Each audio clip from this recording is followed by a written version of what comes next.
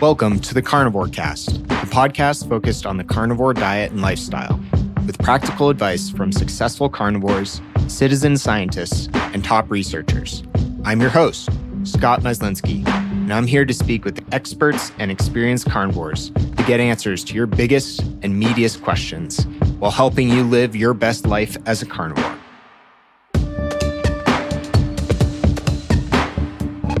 This episode is brought to you by LMNT Electrolytes. We know that salt, potassium, and magnesium are essential minerals, especially for those on carnivore, keto, and low-carb diets to relieve hunger, dizziness, cramps, headaches, and keep so many of your bodily processes running optimally, including sleep, brain and mental health, hormonal health, your heart, immunity, and more. LMNT Electrolytes are convenient, evidence-based, and delicious. My wife and I have been using LMNT for years, every single day. They're great for fueling hard workouts, getting adapted and beating keto flu, fasting, traveling with them, and kickstarting your day with energy. They're used by Navy SEALs, Olympic weightlifters, jiu-jitsu athletes, and everyday people who want to make themselves better, like you and me. They're also founded by superhero Rob Wolf. LMNT is offering free, that's right, free people, LMNT sample packs to Carnivore Cast listeners. All you have to do is pay for shipping. Go to drinklmnt.com/carnivorecast to claim this awesome deal. That's drinklmnt.com/carnivorecast, one word, and I'll include a link in the show notes. Laura Spath at Laura E. Spath and Judy Cho at Nutrition with Judy have both been on the podcast twice, and I'm so happy to have them both on together today. Please go check out their previous episodes if you haven't heard them already. I'll have links in the show notes. Laura and Judy are co-hosts of the Cutting Against the Grain podcast on YouTube and other podcast platforms, where they shine light and a wealth of knowledge on the carnivore community through a wide range of topics and interviews, including community, hormones, carbs and fats, troubleshooting real life, fasting, experts like Dr. Robert Cywes, and much, much more. Welcome to the show. Thank you for having us, Scott. Thank you. Thanks for having us. Yeah, thanks for being here. You two are pros at this. I'm not a pro at interviewing two people at the same time, so you're going to have to help me out here. Whoever would like to go first, what made you guys get together and start a podcast? It's all Judy's fault, and I'll let her tell you. She had been trying to convince me to do a podcast for a while, and I mean, it's just I ended up being such a great mix for us. But Judy, I'll let you share where the idea came from. So, for any of the people that listen to the Nutrition with Judy content, it's a lot of education, and there's not a lot of, well, what does Judy think of a lot of this stuff that's going on, and just the behind the scenes, in my opinion, that type of stuff. And obviously our research into evidence-based stuff is opinionated for sure. And we'll have our own opinions, but a lot of what do you think about adding fruits back or carbs back to a carnivore diet? And a lot of those nuances that have come into play as the carnivore movement has grown, I didn't see a lot of that content, nor did I really have a platform to share that. So Laura and I have been friends for a while now. I've been doing carnivore for almost 5 years, and I think Laura has been for 4. And we hooked up many years ago, and we essentially had a lot of conversations offline. And so, yeah, there was one time where I just asked her, I don't even know how it exactly came about, but it was basically, let's do a podcast. And it also just helped us stay in touch, and then shared a lot of what we thought behind the scenes. Like, think of the water cooler at a corporate office where you get to just chatter about, how did you think the meeting went? What did you think of the new email that came out from corporate? And those types of conversations that we don't really get to discuss as a community outside of interviews and posts and I guess YouTube videos. That's the kind of information we share on Cutting Against the Grain. It's our opinions on what is going on in our community, in the keto community, and in the overall wellness community. And those were so many of the conversations that we were already having together, just on the phone or in chat. And it was kind of like, well, let's just record those. And so we have done a couple, I guess, interviews, if you want to call it, but we really try to just make it more of a discussion. and even, less interviewee when we do have those guests on. It's really more us just talking about like, what are the hot takes in carnivore currently? When a year ago, when Judy was going through the whole vitamin A thing and we were talking about liver, like it was a chance for us to just really talk about it and kind of break. Other thing too, that it's great is, like she said, everything that she shares on Nutrition with Judy is this really great scientific educational information. And for somebody like me, who's not in the nutrition space, like that's a lot to take in sometimes. And so we really try to break it down where she explains it more in like real world terms for me, or simplifies it and kind of gives a little more context to things outside of the interviews that she's doing with experts. Yeah. And I think one of the biggest benefits that we have found for the community, and I don't think we really knew this going into it, but when we would share about a certain topic, let's say it's fasting or liver consumption, and, I'll come from it from a science, evidence-based, and then my own thoughts of it from working with the community at large. And then Laura will share it from the real life experience, even what she experiences with her community. And so there's this balance of real life versus the evidence-based side. And that blend helps so many people to understand, well, what do we do with this information? How do we apply it to our real lives? And then what should we do with it? Should we apply it? Does it not make sense for us? And that's the discussion that I think most people that listen to our podcast find beneficial. Yeah, I think I'll include myself in this, but most people see you two. I certainly see you two as leaders in the community. And I'm often wondering, like, what would you think of this that happens, or this topic? So I think that's fantastic. I think that's really needed. And I also, Judy, like to your point, Laura, Judy, your book, I recommend to so many people who are struggling with the carnivore diet, or trying the carnivore diet, or want to reintroduce foods or troubleshoot gut issues. And I think that's a fantastic resource. But for people who are already in it and trying to stay up to date and trying to get the latest, like you said, hot takes, or just understand your interpretation or your opinion of some of these things, I think it's fantastic the way you're doing it. Yeah. One of the things we've actually gotten some, feedback where people love the discussion side of it, but then there's also a few people who've been saying like, well, you sound like you're contradicting yourselves in these discussions that you're having. And that's kind of the point. I mean, it's so hard to share nuance in an Instagram post, or even like all of these 1 minute reels. I make 1 minute reels all the time, but you can't share context and nuance inside of those reels. They're more just like quick takes. And so in these discussions, there are some people who should fast, and there's some people who should not, and some people who should include fruit, and some people who should not. And it's not contradicting ourselves. It's really just discussing all different elements, and hopefully really digging into the nuance and the discussion, where we have an hour where we can just kind of like discuss back and forth all the different things that are being said and our thoughts and what works for us and what works for people that, Judy's worked with. And it just gives so much more like actual real life discussion versus, what you can share on a quick post, or even like on a newsletter or a blog post, or even a YouTube interview, something like that. Yeah. I think one of the best examples would be the discussion on adding carbs. And let's say, there's people in the space that will say fruit's probably the safest one. And then we'll talk about that in detail. So if you read my Instagram post, it seems like I'm very black or white about fruit is not part of carnivore. And in context, that's true if you're doing a meat-only carnivore diet. But if you actually listen to my content in depth, that's not my rule for everybody.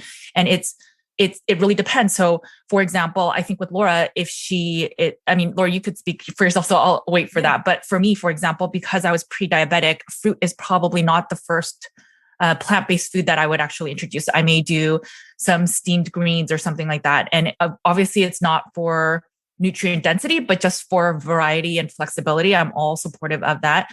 But if you're lean and you're working out a lot and you have no food addictions, maybe fruit is one of the first ones that you can add back.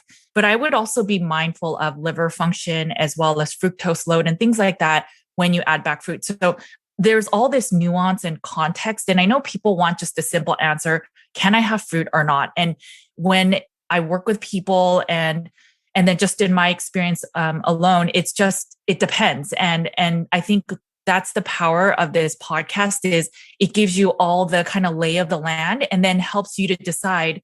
It's not that one leader is wrong and another leader is right. It's more of, well, let's dig into this conversation about adding fruit or honey or a conversation about carbs to your meat only diet. One, are you healed enough and you're ready enough to add that back? Two, have you worked on your food addiction? So if a fruit will lead to, it's like the gateway to a carbohydrate, then maybe that's not the right food for you. And then all these discussions to then at the end of the podcast, the hope is that the person listening to it will have a better idea of, is fruit right for me? And am I ready for it now? Rather than fruit is good or fruit is bad. Right. Yeah, I think that's so important. What are some of the other, I think the fruit and adding carbs is such an important one. I'm really glad you've tackled that. What are some of the other controversial topics that you were really excited to dive in on when you started the podcast? Fasting was another big one. We've done a couple different episodes. We did an episode more on like, what is fasting? How do you fast? How do you, like, who is it right for, that type of thing? And then more recently, we really just did like kind of all of the fasting misinformation that's out there or bad advice that's out in the community, and dove into it where, not even bad advice, but all of the advice about carnivore and fasting that's out there. And then what are our thoughts around it, who it applies for and who it doesn't. Somebody, Judy mentions she should not fast. It's been a lifesaver for me. There's just, it so much depends on your background, your weight, your health. There's been different times for me in the last 4 years where fasting has been really beneficial. And there's also been times where I've pushed it a little too far and it's caused me it's been unhealthy for me. And so it's really not ever going to be this blanket statement of you should be fasting and you should be doing rolling 48s or you should never fast. Unfortunately, there's too many blank statements that are out there. And that was one specific episode where we got a lot of feedback because there are people in this space who say there's zero benefit to fasting beyond 24 hours. Right. And then there's also people that are saying you should do rolling 48s on a regular basis. And we kind of disagree with both of those things. And there's a time and a place for all types of fasting, depending on your context. So that was another big one that we really dug into recently. Yeah, there's just a lot of information that gets put out, whether it's dairy, right? So is dairy good for us? Should we have dairy? Dairy is insulinogenic. So dairy will raise your blood sugar. And then there's how many meals should you have a day? Or, how often should you fast? Should you be intermittent fasting? Well, what if you are, having 2 meals a day, but then during the period your window of eating is open, if you're grazing on meat snacks all day long, is that considered healthy eating? And we discussed those little nuances. And I personally don't think it is, even if it's meat-based snacks.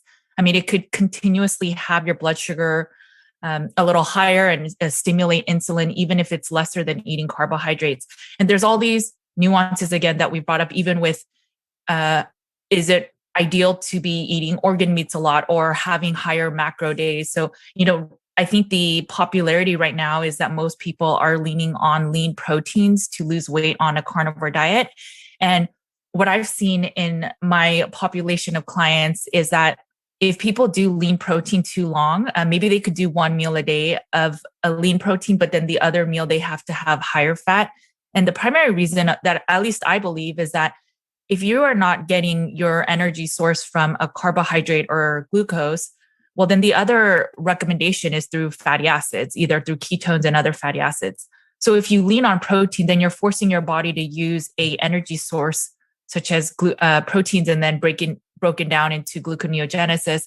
That is not a ideal substrate for us to get energy. And I think long-term, the downstream effects in terms of hormone health and just satiety and long-term, can I do this till I'm 80 years old, is probably not realistic.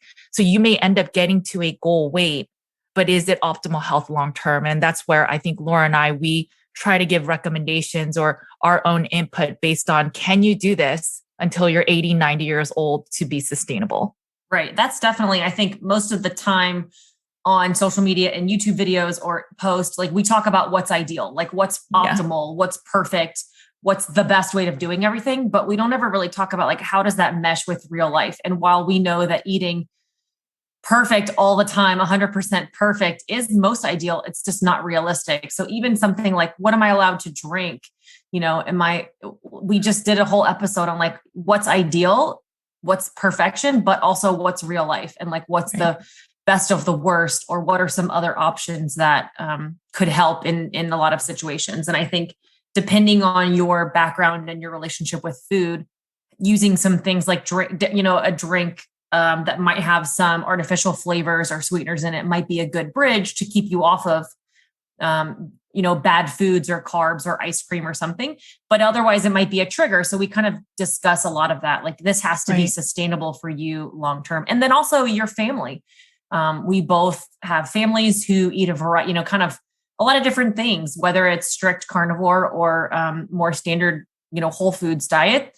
And we have to be able to go visit family and go on vacation and travel and do all these different things of living our normal life, where we can't just expect to be eating this perfect way every single time. Yeah. And I think one big differentiator we found that may help, obviously our audiences are similar, Scott, but I think one big differentiator is understanding why you're coming to the carnivore diet. For a lot of people, they're just standard care has not helped. They're just sick of being sick and they're tired of the medications. They're tired of, is it the corn? Is it the grains? Is it some type of food that they're trying to eliminate? And so carnivore becomes this is my last ditch effort. I really want to get better. I'm tired of being sick. So maybe this will help because it has helped Dr. Sean Baker. It has helped Michaela Peterson heal these crazy autoimmune illnesses. And I am willing to try this. But then there's another group of people that also try this meat-only carnivore diet, which is what we kind of call the biohackers, where it's really, hey, we have optimal health. Sure, we have small things that we can heal, maybe a little bit better digestion, maybe we can fix a little bit of eczema. But overall, it's really about what can we do to maximize longevity? How can we live our best lives and optimize every single day to feel our best and do our best? And so those two groups of people are the bulk of the carnivore dieters. And if you think of that, their needs on a daily basis of dietary recommendations for meat only is so different. And that's where I think the recommendations based on the influencer or the leader in the space that's giving that, then the community should really think, okay, so I understand what this leader is telling me, but does it fit my own life and my own needs? And if it doesn't, maybe I should be a little bit more careful in the recommendations or what I decide to follow. And I think that's where a lot of the confusion is coming with, let's say, adding carbohydrates. For some people, especially the biohackers, I think they can absolutely do the carbohydrates. I don't think we have to do meat only long-term. But if you are insulin resistant, if you are diabetic, if you have a lot of the metabolic syndrome, if you struggle with obesity, those are the people that probably should not be adding carbohydrates for a very long time. And so we talk a lot about these nuances again on the podcast. A lot of people ask me about how to make liver more tasteful and how to cook it or incorporate other organ meats on carnivore. Optimal Carnivore can help you do just that with their grass-fed organ complex. It was created by carnivores for carnivores. They start by sourcing 100% grass-fed organ meats from New Zealand, gently freeze-drying the organs and encapsulating them into convenient bovine gelatin capsules. Just 6 of these capsules a day is the same as eating an ounce of raw organ meat. I personally take these every single day, as does my wife. Even though we both eat liver and other organ meats, our ancestors would have eaten the whole animal, and this unique blend has 9 different organs, including beef liver, brain, thymus, kidney, spleen, etc. And I think it's great to get a daily dose of these organs when you can. So it covers all your bases, whether you're at home or traveling. What's also cool is they plant a tree for every product sold, which helps the environment. So visit www.optimalcarnivore.com/carnivorecast and use the code carnivore10 to receive 10% off your purchase. Thanks, and back to the show. Yeah, I think that's so well said. There is a lot of nuance, and I'm going to take a slightly.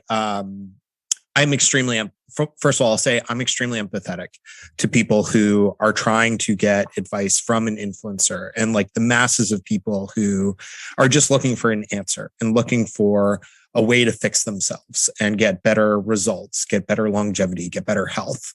But by the same token, to a certain extent, if you're getting cheap advice, like you should kind of expect cheap results, right. And like the reason, like people like go to you, Judy, for like one-on-one work, or someone else, or a doctor, or consult with some of these people, is because it gets really complicated when you get down to the individual level, and people have specific needs and specific problems and conditions. And that's where like an Instagram post can't solve your health problems.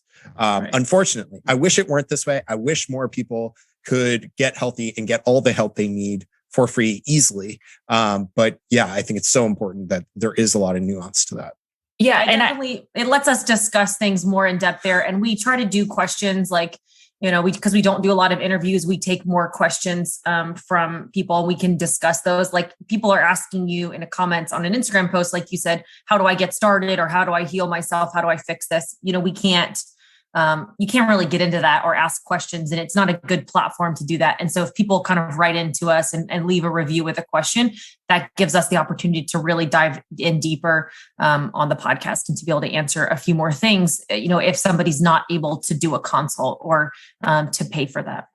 And we've actually even had that conversation on our podcast where we talked about how much of the ownership falls on the leaders that are putting out content, and to be mindful of, well, let me think of every single scenario of the type of person and the type of content that will fit this. Or is it also up to the consumer history and my illness? And then should I be taking this as fact? And it is a difficult question, because I brought up the example of how McDonald's was blamed for their supersized foods. And so they removed it, but it didn't reduce obesity at all. So at a certain point, you're right, Scott, I do think if you're getting your medical advice from social media posts, and we are not supposed to be doing that at all, but if that's where you're getting, this is going to be the perfect diet, there is some, I guess, sense of responsibility on the person. I completely agree. But I think where the confusion comes in the community is literally, I will post something that says we don't need carbohydrates. It is better to actually use fat as the energy source. And then someone else in this space will say, we can't do ketogenic diets long-term. You need to add carbohydrates. So that's not really about, maybe I should be working one-on-one, because those two are such disparate information. And so it's more of who should I listen to? And so that's where I guess the confusion really comes out. Yeah, absolutely. And I'm curious, like one thing I think you both are great at, and I'm really excited that you've talked about this on the podcast and had episodes on it, because I get it all the time from people. How do you deal with some of the real life circumstances of, like, you both have families, you both have, outside obligations? How do you make that work with carnivore? And like, what are some of the strategies or top tips you have for people?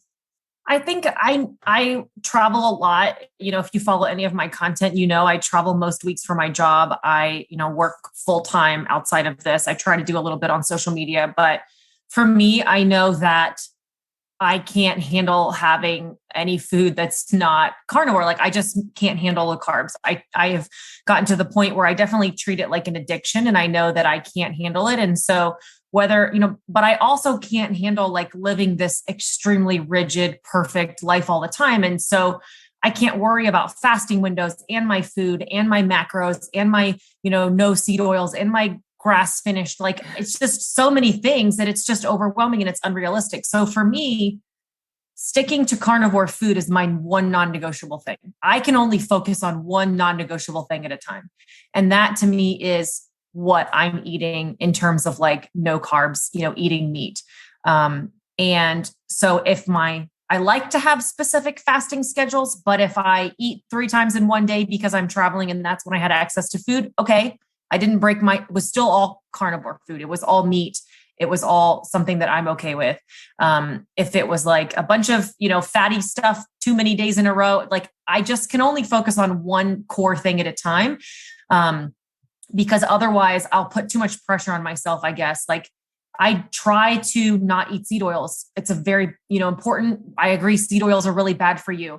But there are some times where I end up at a restaurant and like probably something that I'm eating is cooked in a seed oil somewhere. And it's just something that I have to live with, because otherwise I'm going to obsess too much about what I'm eating. I'm going to not eat then, or I'm going to go off the rails, and it's just going to cause me to kind of fall apart. And so, I think most people hear so much advice from online and they try to implement all of it at the exact same time. And it's so overwhelming. It's unrealistic. And so I think we have to work in these like one thing at a time, focus on your core thing. Other things are ideal. They're nice to haves. It's nice to do a fasting window for me. It's nice to have no seed oils. It's like, but I also have to realize that this has to be sustainable for me long-term. And while I know I'm having no seed oils at home, if the only thing that I can eat in the moment is a chicken wing and I don't know what oil it's fried in, like I'll live, I guess is kind of my advice. That's the real life aspect of it for me. Yes. And I fully agree with that. So when I went to nutritional therapy school, everything was about pasture raised and grass finished. And I advocated for that a lot, as well as raw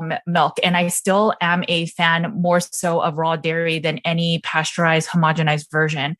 But then I also, what really challenged me were my clients. So after I saw hundreds of clients in the meat only carnivore space, and they tell me, well, I can't afford this and that type of meat or this and that type of dairy, I realized that either I'm going to make wellness something that is only for the people that can afford it. And I know people will make arguments of, well, they can prioritize them being able to afford it, but some families really just can't afford it. And so I made the decision that I'm going to make wellness for all. So for most people that are coming to a meat-only diet, they can eat more economical variety of just maybe the conventional eggs, bacon, ground beef, and cheese from the grocery store. And they can tolerate it. And if the goal is really to lower blood work of diabetes and insulin markers, then that's an ideal way to do it. And then you can refine, you can get the higher quality sources if you can afford it and if your body needs it. I have clients that cannot do any level of conventional dairy. I have some clients that can't eat certain types of meat cuts and has to be flash frozen right away and has to be grass finished. So I get the nuances, but I think that we have to make this realistic, because a subset of my clients get really sick, and then adding to their stress level of, I can't drink this type of water, I can't eat this type of meat, I got to reduce the PUFAs, I got to reduce the seed oils, I can't eat carbs in the day, and I got to hit the light in the morning. When they start making their life about a bunch of steps and protocols, they are overwhelming their immune response to be just stressed out about everything. And that's where the carnivore community starts getting a bad rap of what you're advocating for is orthorexia, where you can only be okay with a certain cut of meat or type of meat. Otherwise, you're scared to go to a restaurant and drink their plastic cup water with a plastic straw, and you're scared of this, however they cook the meat. And I wish that people can heal with the meat-only diet and do it in a way that makes sense for you. But we should, one, allow wellness for all, where even the poorest of the poor can buy a 5-pound ground beef from Walmart and be able to eat that and still get better health than eating any of the packaged processed foods. And then from there, we can make it more feasible in a way of healing for however the person needs. In terms of my own family, so my husband is not carnivore and my kids are meat-based, but they still eat carbs.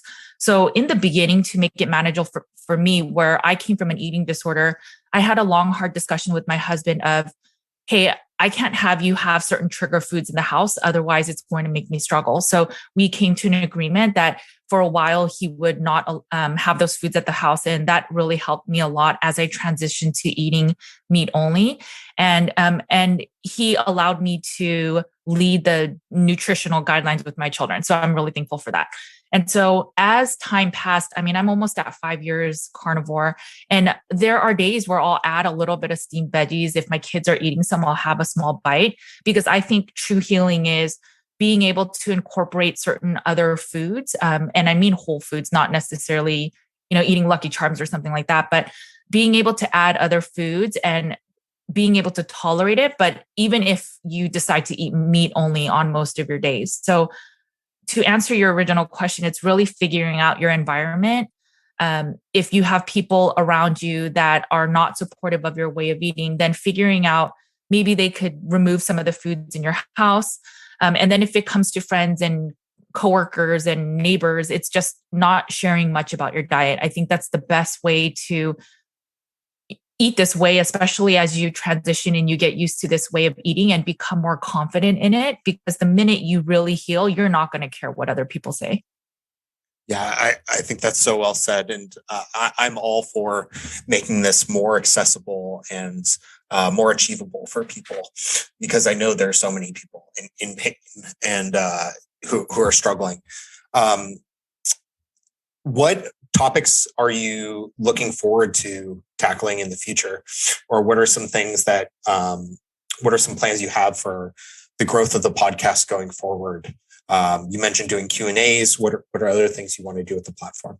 I think a lot of it is just kind of going where the community goes and seeing, sometimes we have a couple ideas for the next few episodes worked out, and then all of a sudden something happens in the community or the world, and we're like, oh, we need to discuss that. Like, we really need to talk about that.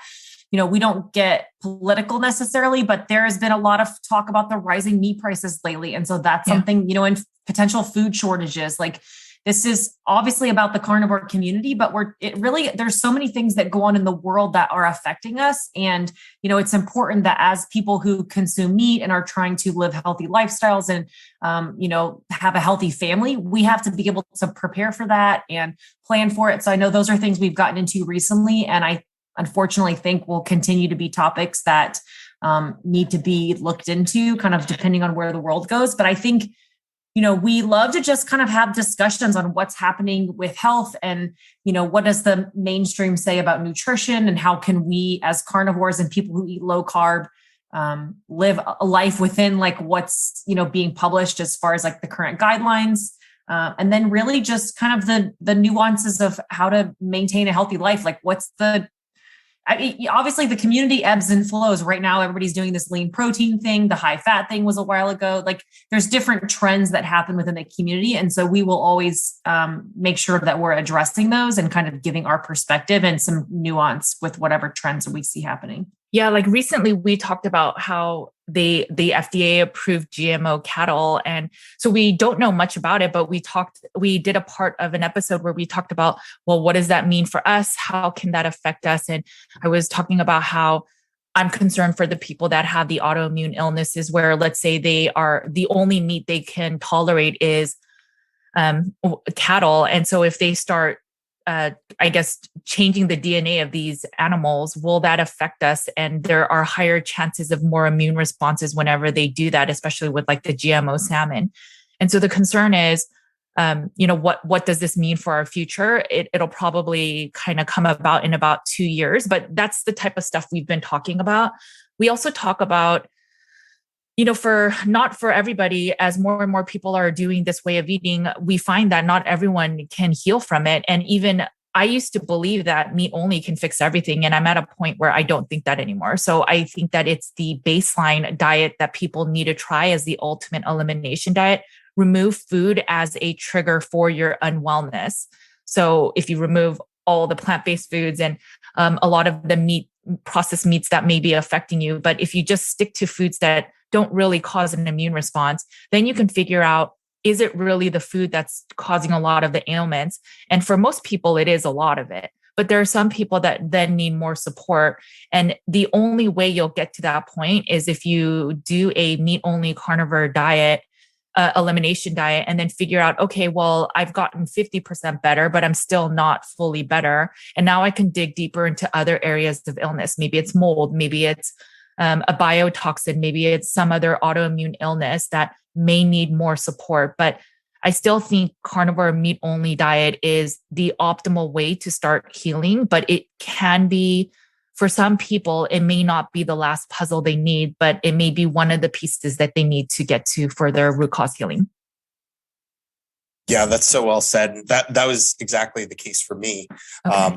I had massive issues with digestion and my metabolic health and energy.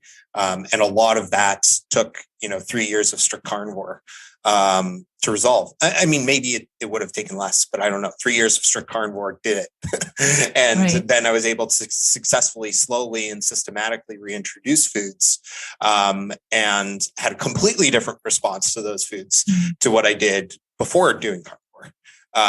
And I credit a lot of that to eliminating problematic foods from my diet, getting a better awareness of how foods affected me, testing foods more intelligently. I think all of those can be incredibly helpful. And I think carnivore is a fantastic baseline for many people, and a great diet for a lot of people for the long term. Yes. But just like you said, I don't think it's a one size fits all for everyone. Right. And I think sometimes too, like you said, it took you 3 years of strict carnivore. And when somebody has been doing this for 6 weeks and they're just like bored of eating meat, and then they hear somebody saying you should eat carbs and you should eat fruit, they're like, well, that sounds a lot more interesting. And so, we're definitely not afraid to have these conversations to like tell people like, I mean, that's on you, we have a lot of tough love conversations or some accountability where we're saying like, is that really the fault of that influencer who's been doing, or that expert, whoever, who's been doing strict carnivore for 3 years and now they're introducing food and you're trying to skip that step? Like that's a crazy amount of time, or based on their health conditions, they can handle those things. When sometimes those of us, myself, who needed to lose a massive amount of weight, still struggle with issues with food and carbs and can't handle moderation.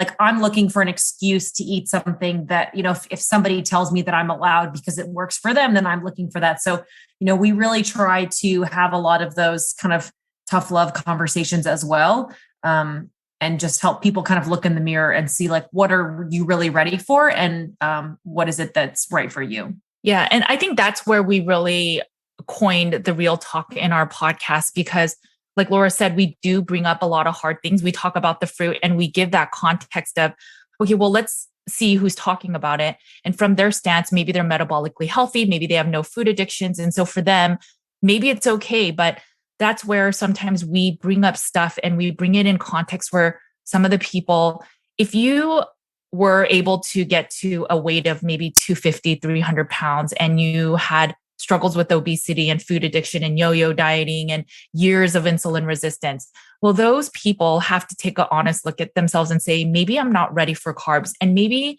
the sad truth is that maybe I'll never be, at least the higher sugar versions of carbs. Maybe the potato will lead to, I don't know, a casserole, or the apple will lead to apple pie. But if we start really looking within ourselves, I think a lot of us can find the answer. And it's just easier to hear a doctor or somebody on the internet say, it's okay to drink orange juice. It's okay to eat fruit.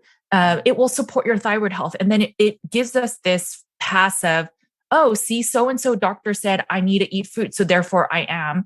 And in that moment of, I guess, weakness or low motivation, it's easy to grab that thing. But a lot of people, fast forward time, they'll fall into this slippery slope of, well, I first started with one fruit, then it became 3, then I added it as a dessert, and then now I'm back to the standard American diet. And it takes them months to come out of that.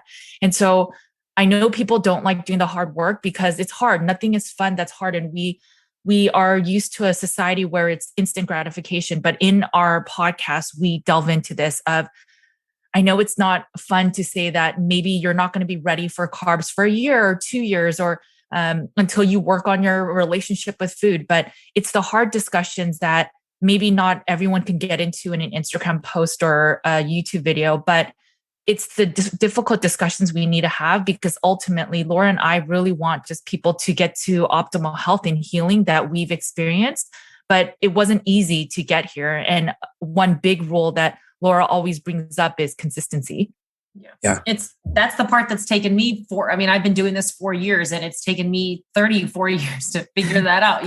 Like I haven't been able to, I'm 37, but I guess, math's not my strong suit. But it's hard. That's really the hard part. And it's a grieving process sometimes. Like you have to be able to look in the mirror and say like, I can't handle those foods because it just makes me want carbs and sugar, and it kind of sends me on a spiral. And so I think that's definitely the big part of it. And just simply focusing on consistency has been the hardest and yet most, the biggest piece that's helped make me successful the last 4 years. And it's not fun, right? It's not fun to say, you just have to do it for a long time and you have to be consistent.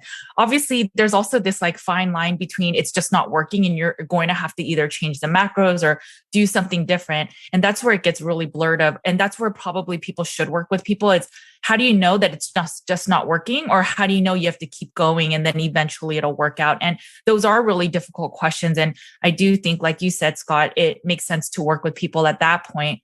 But I also don't think, and this is probably where we sound like we're contradicting ourselves, but I also don't think people should just use carnivore as a Band-Aid, because people will say, I can only eat beef or I can only eat lamb and everything else makes me feel sick. But if good foods, as in you could chicken and pork, even the highest qualities, or dairy is causing you to feel unwell, then I recommend digging deeper, whether it's gut supports, whether it's working on your limbic system, figuring out maybe your immune system is heightened and reducing that in ways maybe you work with a therapist, but getting to the root cause of that, because ultimately none of us should be having to restrict good, wholesome foods.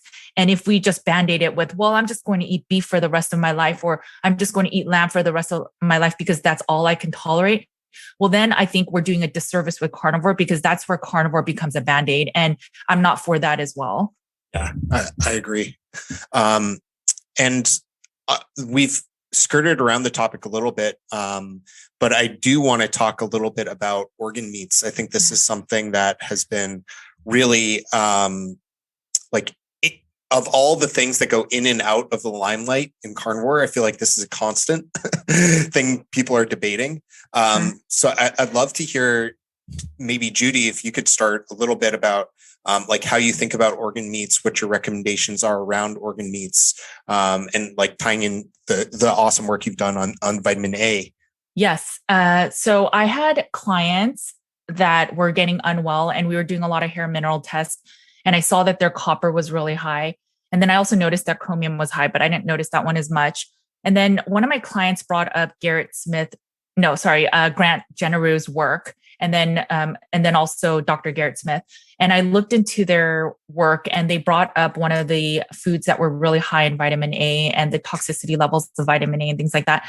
And then I noticed all of the things kind of lining together, where if you consume too much liver, and specifically beef liver, because it's really high in copper. And so then I thought, well, maybe we should just move to chicken liver, but chicken liver does not have as much copper. That's true, but it still has a lot of vitamin A. And so as I dug into that, and this has not been proven in science in the sense of this theory that I'm about to bring up, but I noticed that people that are having thyroid issues, there's a profile, if you want to call it that, but they often eat just the grass-fed finish. So they're eating leaner meats in general. They're mostly eating beef, which I did a blog post about how beef only long-term for carnivore is not ideal, because you will be missing or having very few of certain nutrients.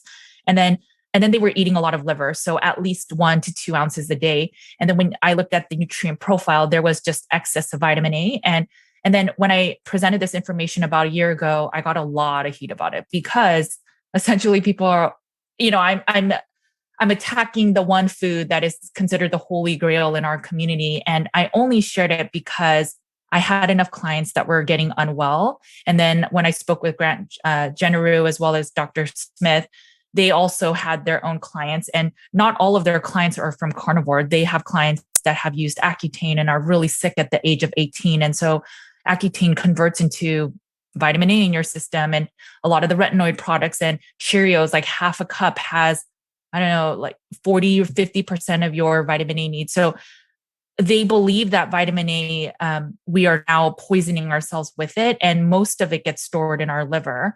And so the part that I theorize is that a lot of the people that have left the pure meat only carnivore said that they are having issues with their thyroid function. And I wonder was it that they were eating too much liver, which then attributed to excess vitamin A that had to get stored in the liver. And the thing is, beef liver and chicken liver, they have very, very minimal amounts of vitamin D, E, and K. And if fat soluble vitamins are supposed to balance, well, then where do you get the other ones? I get that you could get some of the sun and get vitamin D that way, but what about vitamin E and K? And again, those are limited in beef liver or chicken liver. So then other people will, well, then you can add salmon, but salmon sure has vitamin D and E.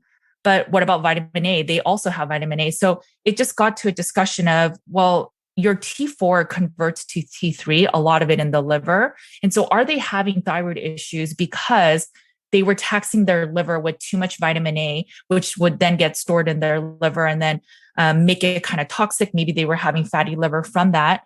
And then they weren't able to support their thyroid because one, their thyroid function wasn't, or I'm sorry, their liver function wasn't as well. But then also they weren't eating enough fatty cuts of meat that were supporting their hormones, which you need good hormone function in order to be able to support your thyroid. And so, yes, I shared all that information. A lot of people weren't happy about it. I still stand to that to this day. And then in addition to that, recently I've been looking more into gout. There's a lot of conversations about gout is not possible on a carnivore diet. That is absolutely not true, because I have several clients that have had gout flares on a meat-only carnivore diet. And the one, just to make this really simple, but gout can be caused by certain things. The main one is fructose, and it could even be from high amounts of fruits. It could be from alcohol. Alcohol gets broken down very similarly to sugars. And then the other thing is purines, and purines are higher with more DNA in the protein. And so organ meats, even sardines, small fish have a lot of your purines that then break down to uric acid. So my one particular client that kept having gout flares, the only one that he kept in all of that was the purines from organ meats. He was taking glandulars.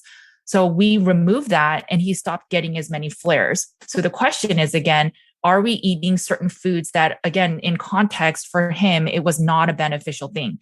If you don't have good liver function, if you have taken retinol in the past, if you ate a lot of cereals, grains, and dairy that are all fortified with vitamin A, and you've also been eating a lot of the beta carotene foods of carrots and sweet potato your whole life, you may want to just check on your liver function, and you may have to do an ultrasound to see if your liver is a little fatty. And that can determine some of your vitamin A needs. But, one thought I just want to leave everyone with is our nutrition facts at the very bottom of every packaged food has certain nutrients that are commonly deficient.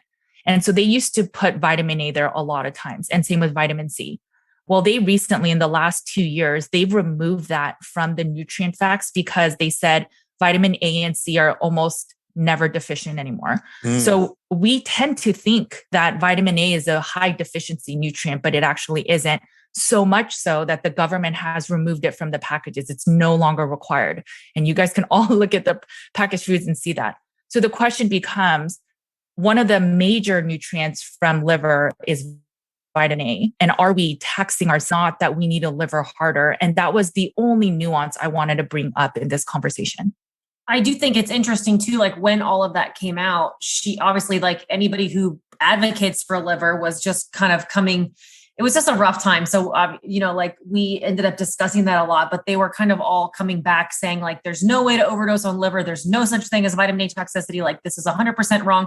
And if you've watched now, it's been about a year. A lot of the people who really advocate for liver are now saying like, well, it's really hard to overdose on vitamin A. And it's really, you'd have to eat a lot of liver. And like, now the tune is changing, and it's just been this incredible persistence and bravery from Judy of like being able to speak out about this and continue to share, and people then doing their own research where it's not just about blindly believing Judy or blindly believing somebody else, but it's really then taking personal ownership and digging into it and looking at their own personal context. There's a lot of people who have now been healed by realizing that vitamin A was an issue for them. And there's other people that do perfectly fine on organs. But I do think you'll notice that a lot of the narratives have changed, rather than it being, it's impossible to overdose on it and it's totally fine, 100% safe all of the time, to, well, most of the time and most people. And it's like, good. Yeah. And that was a little disappointing when I first brought this out. I would have loved to have dialogue with some of the leaders in this space and say, here, let's both share our science. But instead, the narrative became the only way you could get toxin with vitamin A or liver is through polar bear liver. And I disputed that in a very well-researched video interview with Dr. Garrett Smith. And then I also put all the research in a blog post. And honestly, my heart has always been for the children, and I only moved towards adults because I realized if I don't change the adults or give advice about dietary benefits of meat through the parents, it'll never reach the children. And so I shifted Nutrition with Judy to be for the adults. But when I looked into the liver stuff, there are upper limits for children, and there's upper limits for all several nutrients. And one of them for vitamin A, if you feed a child that's younger than 3, even 1 ounce of liver a day, even half an ounce, they're above the upper limit. And for me, with my youngest child at the age of 2 and 3, I kept feeding him liver pates.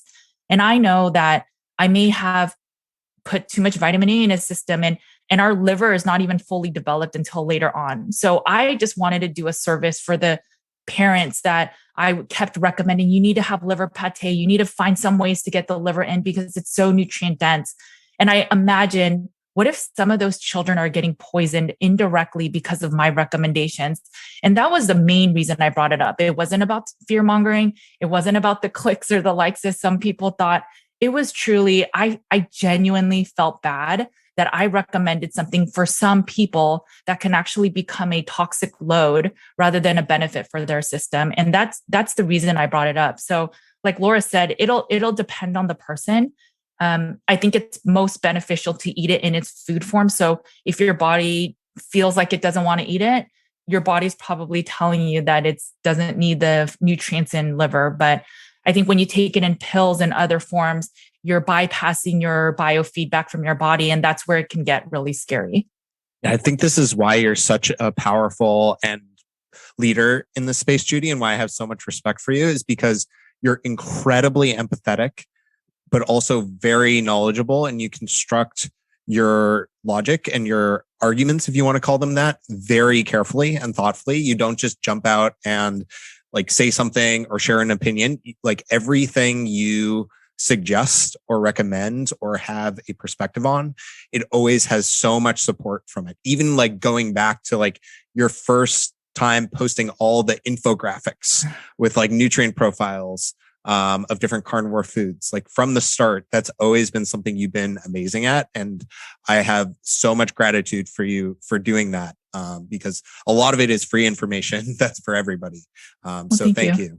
Thank you. And I think honestly, the Cutting Against the Grain podcast with Laura and just having a friendship with her, and she also helps me to put the content out in a more realistic way, and that will apply to most people. And I think it was through working with Laura and having this partnership where I was still very, very grass finished focused and pasture raised, cage free, and soy and egg and grain free or corn free. And then as I worked with Laura more and saw all the healing, just working and I guess talking with more of the people in the community, it opened my eyes of you can do a lot of healing even without those types of foods. So it's really just this whole community can really gather information from one another and make this diet a better diet that more people can lean on for hope and the ability to heal. And I think when there are people in the space that say, you can't do meat only long-term, or you can't do keto long-term,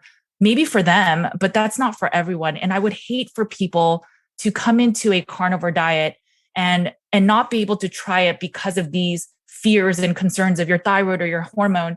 And Laura and I talk about this all the time, but if we had all this different information coming on board at Carnivore, we would have never stuck this far. Yeah. And we hope that this podcast will give that sort of balanced view of here's the topic, here's what we think, here's some of the science, here's Laura's experience in her communities, and then here's what you should do or what you could think of. And then you decide ultimately on your own, because meat only can work. Doesn't mean you have to do it forever, but know your situation. And then from there, figure out what will make you feel your best. And then can you do what you're doing until you're age 90? Yeah. I feel like that's your superpower too, Laura, is making this like so accessible and welcoming to people in a world that is very threatening and overwhelming right now with the information overload. Like sharing your story, like giving real insights into your life as like, you're a mom, you're a traveling, like working professional, and like also easing people's fears about like just some of the questions and paranoia that goes on in this space about like, am I doing this right? So I'm really grateful for you as well for bringing that voice and helping so many people in that way. Thank you. Yeah. I hope people know that this can be simple. And yes, there are people who are very sick and need really complicated healing elements of it. They need certain supplements and there's testing and stuff. But the majority of people, I think everybody should start simple, right? Keep it very simple. And then you can see where you're at. And then you get to a point where you only have to go deeper. But like your first week of carnivore, you shouldn't be like running all these tests and worrying about your 47-step checklist. Like it's really just about like, let's start simple and realistic. And then, some people are going to have to find more nuanced ways of healing. But I do think that it can just be so healing for so many people just starting off from the beginning. And I would hate for people to be scared away because they think they have to like spend a ton of money, or it has to be very complicated, or it's just confusing and overwhelming. And it's, it's great that there's so much information out there right now, but it also can just be really confusing for people who are just starting. So I hope that they find information to start simple. Yes. Yeah. Well, this has been an awesome conversation. Thank you both so much for coming on. Highly, highly recommend Cutting Against the Grain. Everyone should go listen, subscribe, leave them a review. I'm loving the podcast. And thank you both just for being here and for being such powerful voices and leaders in the community. Thank you. Thank you, Scott. Yeah. Thank you for your continued movement with the Carnivore Cast. We really appreciate it. Of course. And I'll have links, of course, to everything in the show notes, where you can find Judy, where you can find Laura, and where you can find their content and their podcast. Thank you. Thank you. Thank you. If you enjoy the show, please consider supporting the Carnivore Cast on Patreon. By becoming a patron, you'll help us reach more people and continue to create content on carnivore. There are also exclusive perks available, such as private Q&As, consultations with me, and more. Become a supporter at patreon.com/carnivorecast. Check the episode description for the link. Thank you, and I'll see you there. Thank you for listening to this episode of the Carnivore Cast. If you enjoyed this episode, please review on iTunes. It really helps us out. And share it with a friend. What questions would you like answered, or who would you like to hear from in the carnivore research community? You can find me on Twitter, Instagram, and Facebook at Carnivore Cast, or go to carnivorecast.com. You can also email me at info@carnivorecast.com. I'd love to hear from you. Until next time, keep it carnivore.